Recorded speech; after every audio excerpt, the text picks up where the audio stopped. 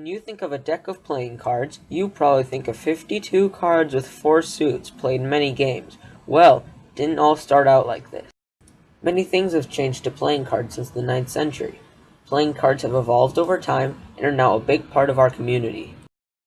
Playing cards all started primarily in the 9th century China, but also Hindustan, which is a part of India where Hindustani languages are spoken.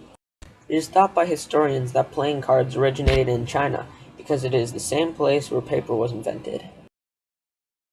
Then we move on to the 10th century, where the first documented history of playing cards claims that people began using paper dominoes in an effort to create new games. In addition to domino cards, people were playing with something else called money cards. Money cards were the first to have suits. The 2 suits were coins and strings of coins. Playing cards were confidentially known to China until the 13th century. Legend tells that playing cards were brought into Europe from India by fortune-telling gypsies. According to Luis Monreal in his article Iconografía de la Baraja Española, as well as Michael Dummett, a British philosopher and university professor, the first known mention of playing cards in Europe occurred in Spain in 1371. 6 years later, in 1377, Johannes von Reinfeld wrote in detail that Switzerland had a deck with 52 cards.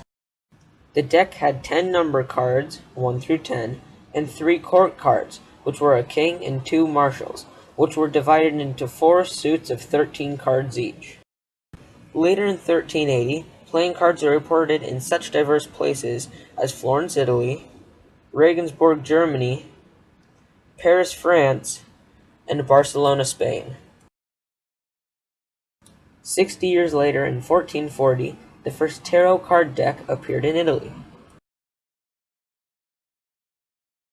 A common misunderstanding surrounding the tarot deck is that it evolved from the fortune-telling tarot cards that we know today. However, this is not true. Fortune-telling tarot cards did not appear until the 18th century. Although England probably knew of cards much earlier, solid references to playing cards in England didn't occur until the mid-15th century. In November 1461 to May 1462, Edward IV's first parliament prohibited card playing except for the 12 days of Christmas. Throughout the years as this pastime has evolved, there has been much experimentation with the composition of cards, suit symbols, and number of suits. Speaking of suits, countries developed their own suits. For example, Switzerland used shields, flowers, bells, and acorns. But Germany used hearts, leaves, bells, and acorns. These suits appeared in complete packs around 1475. However, experimentation with a variety of other suit symbols, including wine pots, drinking cups, books, and animal suits, continued well into the 16th century and beyond. In addition to that, France's national suits, which were spades, hearts, clubs, and diamonds, first appeared around 1480. Sound familiar? On the other hand, Britain did not start using suits until the 1850s, while America didn't follow until the 1870s. Much later, the Austrian card manufacturer Piatnik was founded in 1824 and began production of playing cards. To this day, Piatnik is one of the strongest manufacturers of playing cards in Europe.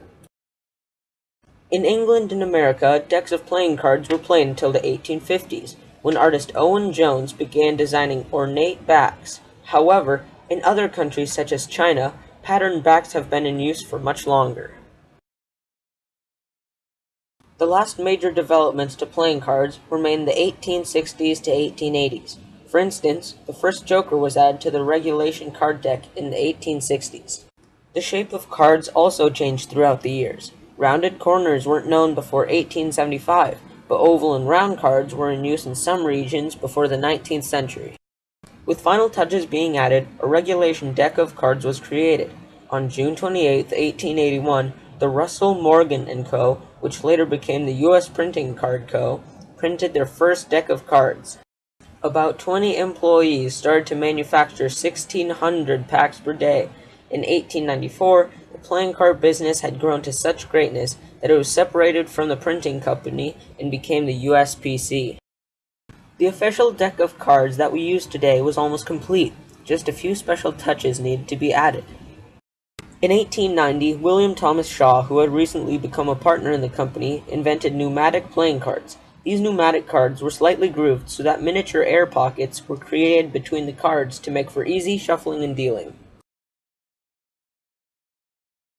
Overall, many changes have been made to playing cards since the 9th century. They have spread from China to Europe, then to America, and now all over the world.